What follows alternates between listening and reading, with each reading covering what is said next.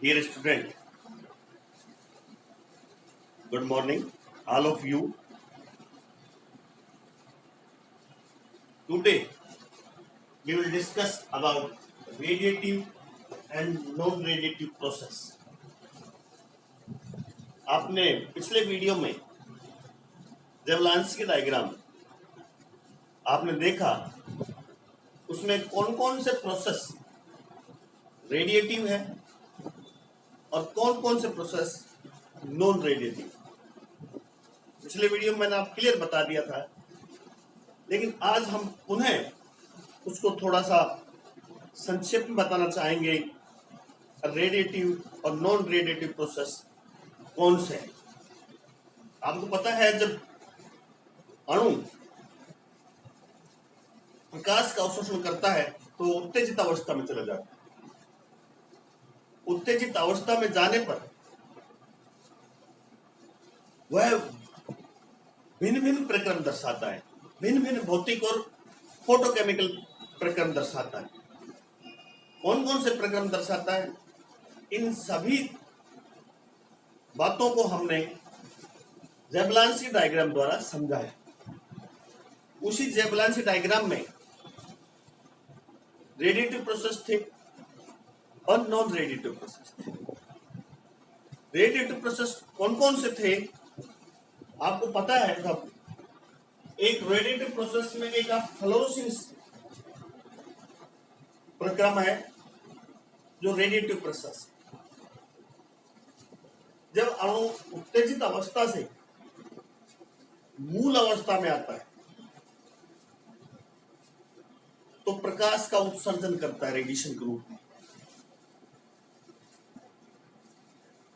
प्रकाश का उत्सर्जन तब तक जारी रहता है जब तक उस पर रेडिएशन गिरते रहते हैं।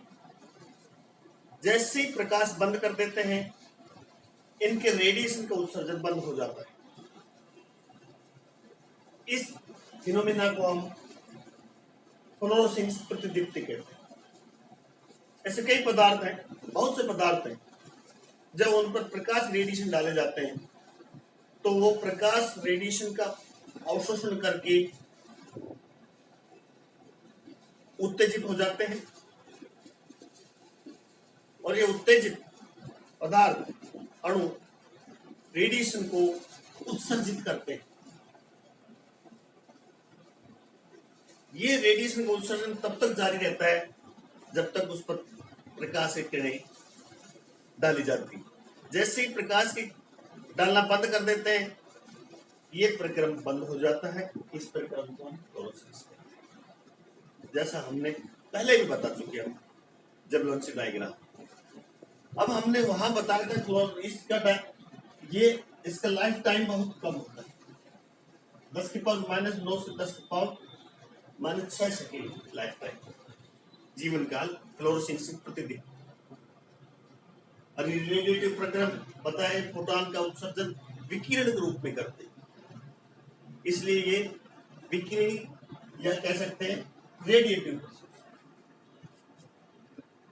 इसमें क्या होता है, जो एक्टिवेटेड अणु जो S1 से मतलब फर्स्ट सिंगलेट एक्साइटेड स्टेट से अणु ग्राउंड स्टेट में आ जाता है, सिंगलेट ग्राउंड स्टेट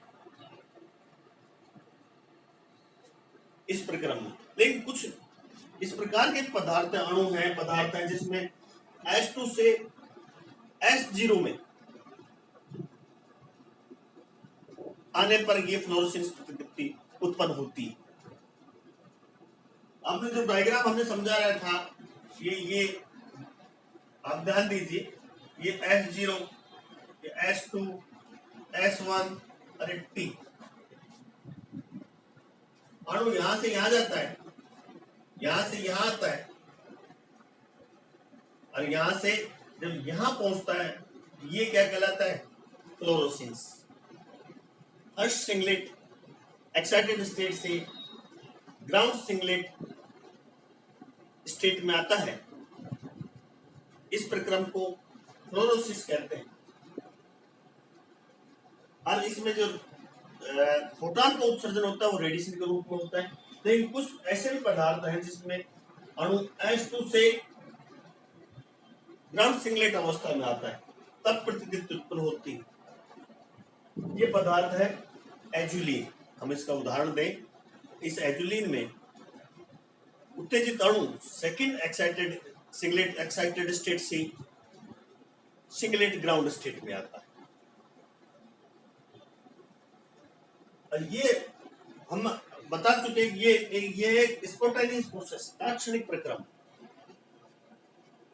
इसका जीवन काल कम है, ये बता चुके हम। तात्क्षणिक, जैसे लाइट गिरती है प्रतिदीप्ति प्रक्रम शुरू हो जाता है, फ्लोरोसेंस शुरू हो जाता है। तो ये तात्क्षणिक प्रक्रम, और जैसे लाइट बंद कर दी, लाइट स्रोत बंद कर दिया, ये प्रक्रम भी बंद हो जाता है। प्रकाश स्रोत के बंद होने पर ये प्रक्रम बंद हो जाता है। फोटॉन के रूप में रेडिएशन का उत्सर्जन करता है, ये हम बता चुके हैं आपको। फोटॉन के रूप में रेडिएशन का ये उत्सर्जन करता है। देखिए, ये कई पदार्थ जैसे क्लोरोफिल, इओसिन, फ्लोरोस्पार, ये पदार्थ सारे के सारे क्या दर्शाते हैं? प्रतिदीप्ति फ्लोरोसेंस दर्शाते हैं। ये अलग अलग कलर के होते हैं। जैसे फ्लोरोसेंस है, ये रेड लाइट फ्लोरोसेंस उत्पन्न करता है, प्रतिदीप्ति उत्पन्न करता है।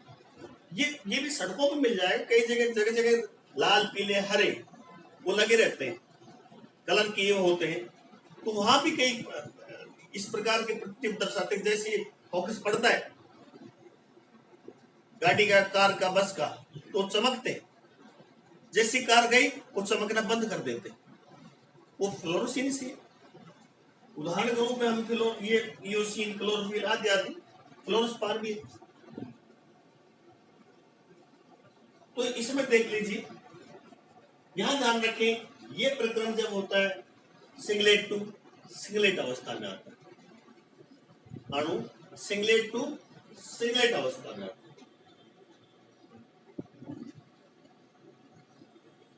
यहां चक्रण बहुलकता चेंज नहीं होती। तो एक प्रक्रम जो रेडिएटिव है वो फ्लोरोसेंस, दूसरा प्रक्रम फास्फोरोसेंस।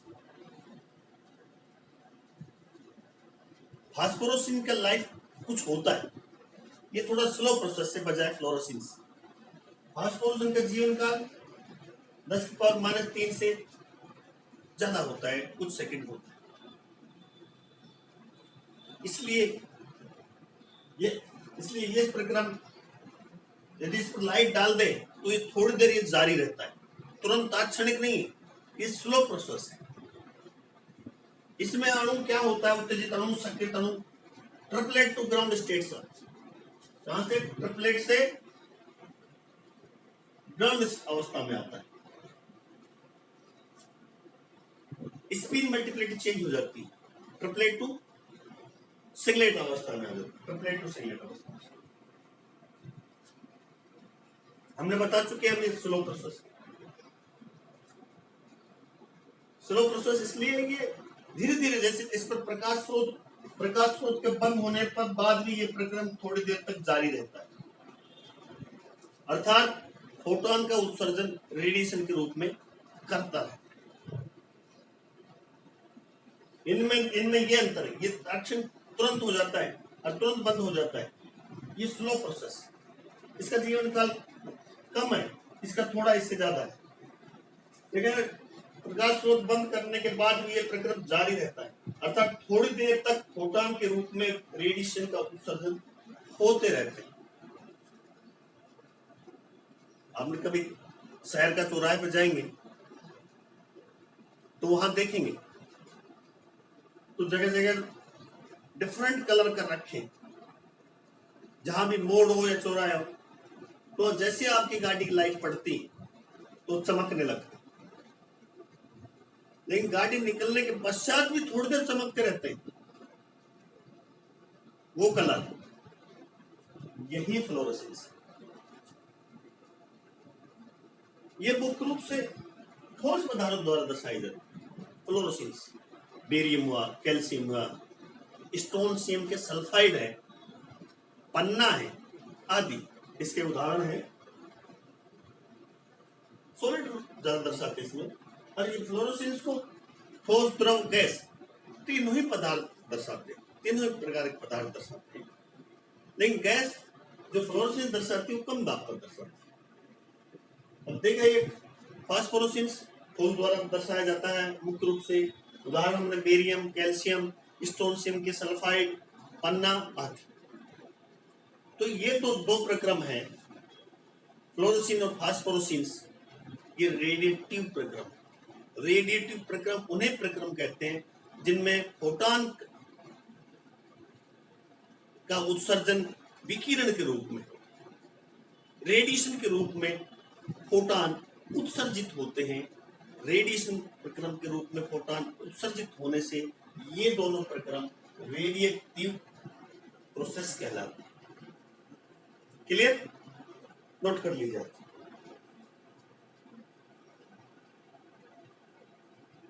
साथ साथ नोट करते हो। चलिए अब पढ़ाएंगे हम नॉन रेडिएटिव प्रक्रम कौन कौन से होते हैं। आपने ज़ेबुलोन्स्की डायग्राम पढ़ ही लिया होगा पिछले, अब मैंने वीडियो में ज़ेबुलोन्स्की डायग्राम पढ़ाया था आपको, वहां क्लियर था कौन कौन से प्रक्रम रेडिएटिव है, कौन कौन से नॉन रेडिएटिव। तो यहाँ नॉन रेडिएटिव प्रक्रम जो मुख्य बताइए, वैसे तो बीसीबी वाइब्रेशन कैस्केड आपने देखा होगा। वाइब्रेशन कैस्केड कहां से कहां आता है, अणु अपने ही उसमें आ जाता है, वाइब्रेशन कैस्केड। लेकिन मुख्य रूप से तो एक तो आईसी, अरे आईएससी, दो मुख्य रूप से नॉन रेडिएटिव प्रक्रम।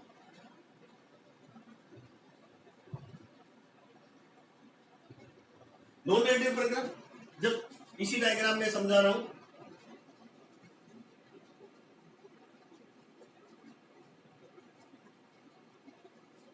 सेम स्पिन मल्टीप्लिसिटी में होता है, मतलब singlet to singlet, triplet to triplet, इसमें चक्रण बहुलकता चेंज नहीं होती। ऐसे प्रक्रम आईसी कहलाते हैं, इंटरनल कन्वर्जन कहलाते हैं। यहां से इस S2 से यहां से यहां जा रहा है, S2 से S1 में, ये आईसी बच्चों। आप पिछला वीडियो देखना मेरा ज़ेबुलोन्स्की डायग्राम में, ये सिंगलेट टू सिंगलेट अवस्था में जा रहा है तो ये आईसी कहलाती है। ट्रिपलेट टू ट्रिपलेट जाए तब भी आईसी कहलाएगी। लेकिन सिंगलेट टू सिंगलेट अवस्था में ऊर्जा अंतर पर्याप्त होना चाहिए, दो अवस्थाओं के मध्य ऊर्जा अंतर होना चाहिए। ये नहीं दोनों की ऊर्जाएं बराबर हो, ये S1 और ये S2 या S1, तो ये आईसी नहीं कहलाएगा। आईसी जब कहलाएगा जब इसकी थोड़ी ऊर्जा कम हो। तो दो अवस्थाओं के मध्य ऊर्जा अंतर होगा तभी आईसी होगा। ये नॉन रेडिएटिव प्रक्रम है। नॉन रेडिएटिव प्रक्रम इसलिए, अब इसमें जो रेडिएशन का उत्सर्जन होता है वो फोटॉन के रूप में नहीं होता, फोटॉन का उत्सर्जन रेडिएशन के रूप में नहीं होता। यहाँ जो उत्सर्जन होता है किसी प्रकार का उत्सर्जन नहीं होता, और ये रेडिएशन उष्मा के रूप में निकल जाती है, हीट के रूप में निकल जाती है। इसलिए ये नॉन रेडिएटिव प्रक्रम कहलाता है। यहाँ जो ऊर्जा और उष्मा, ऊर्जा की हानि, जो रेडिएशन की परिवर्तन होता है वो उष्मा के रूप में होता है, हीट के रूप में निकल जाती है इसकी ऊर्जा, इसके रेडिएशन। तीसरा बात इसमें, दो अवस्थाओं में पर्याप्त अंतर होने पर ही आईसी बता चुका मैं। S2 S1 या T2 T1, इनमें यदि पर्याप्त अंतर है तो आईसी हो जाता है, वरना आईसी नहीं हो पाता है। पर्याप्त अंतर होना जरूरी है, दो अवस्थाओं में अंतर होने पर ही आईसी होता है। तो आप समझ गए आईसी, इसमें चक्रण बहुलकता चेंज नहीं होती। अणु, उत्तेजित अणु एक चक्रण अवस्था से उसी चक्रण अवस्था में रूपांतरित हो जाता है, इसे हम आईसी कहते हैं। नॉन रेडिएटिव प्रक्रम है, ये भी बता चुके हैं। अब दूसरा जो नॉन रेडिएटिव प्रक्रम है वो ISC, इंटर सिस्टम क्रॉसिंग। हाँ, इसमें स्पिन मल्टीप्लिसिटी चेंज हो जाती है, अणु सिंगलेट टू ट्रिपलेट और ट्रिपलेट टू सिंगलेट। ये जरूरी है, एक चक्रण अवस्था से दूसरी चक्रण अवस्था में रूपांतरण ISC कहलाता है, इंटर सिस्टम क्रॉसिंग। अणु सिंगलेट टू ट्रिपलेट या ट्रिपलेट टू सिंगलेट चक्रण बहुलकता में परिवर्तित हो जाता है, ये इसमें होता है।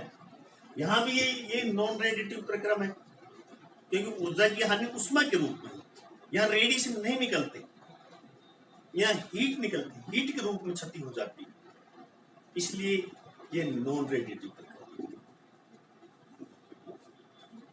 दूसरी बात, दो अवस्थाओं के मध्य अंतर कम हो, ज्यादा अंतर नहीं हो, ज्यादा अंतर से भी नहीं हो, दो अवस्थाओं के मध्य यदि अंतर कम है तो ISC 100% होगा, यदि अंतर ज्यादा है ISC की संभावना कम होगी।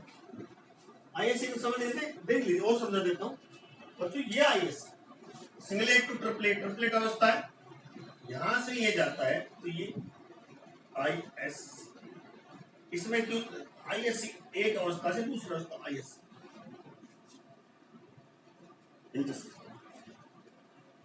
यदि इन दो अवस्थाओं में ऊर्जा अंतर कम है तो ISC 100%। यदि ऊर्जा अंतर इन दोनों अवस्थाओं में सिंगलेट और ट्रिपलेट में ज्यादा है तो ऊर्जा अंतर ज्यादा होने से ISC असंभव। इसका मैं एक उदाहरण लेकर आपको समझाएंगे। बेंजोफिनॉल और 1,3-ब्यूटाडाइन्स, ध्यान दीजिएगा इस डायग्राम की तरफ। ये बेंजोफिनॉन है, ये 1,3-ब्यूटाडाइन। बेंजोफिनॉन में सिंगलेट और ट्रिपलेट अवस्था में 4-5 कैलोरी ऊर्जा अंतर है, इसमें 5 कैलोरी अंतर होने से ये ISC आसान हो। ध्यान दीजिएगा, फिर 5 कैलोरी का अंतर। 1,3-ब्यूटाडाइन, ध्यान दीजिए, इधर देखिए आप, इनमें इस सिंगलेट और ट्रिपलेट में 47 किलो कैलोरी ऊर्जा का अंतर, इसलिए 1,3-ब्यूटाडाइन में ISC नहीं होगा, ISC असंभव है।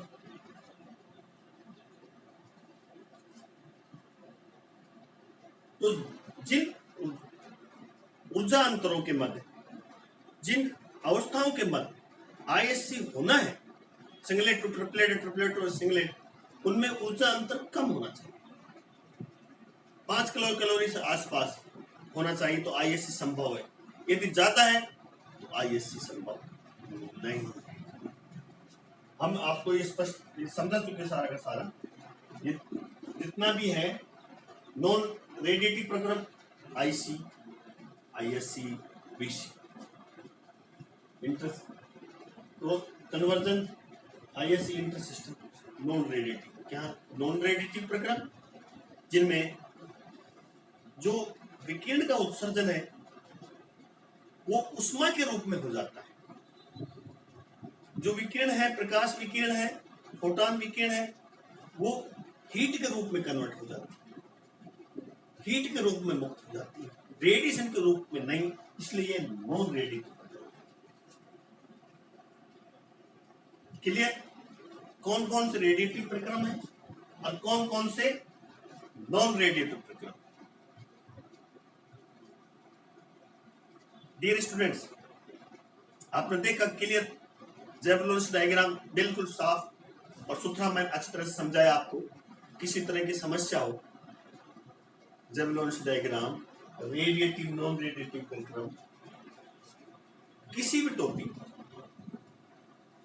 समस्या हो तो आप मेरे YouTube channel Studyship with Ramanand Yadav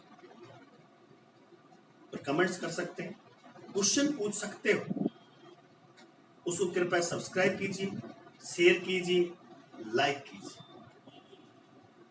मैं professor Ramanand Yadav, government RR college Alwar Rajasthan, department chemistry.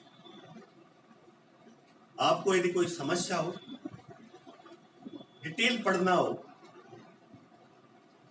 तो मोना प्रकाशन अलवर की बुक्स पढ़िए। उसमें पूरा का पूरा विस्तृत अध्ययन, पूरी सामग्री दी हुई है, पाठ्यक्रम की या कंपटीशन की, सभी की। तो आप उसे पढ़िए। और केमिस्ट्री से मत घबराना, इसको टेंशन से नहीं पढ़ना चाहिए, इसको मन लगा के पढ़ना चाहिए और हंसमुख रहना चाहिए। हंसिए, मुस्कुराइए। Thank you very much.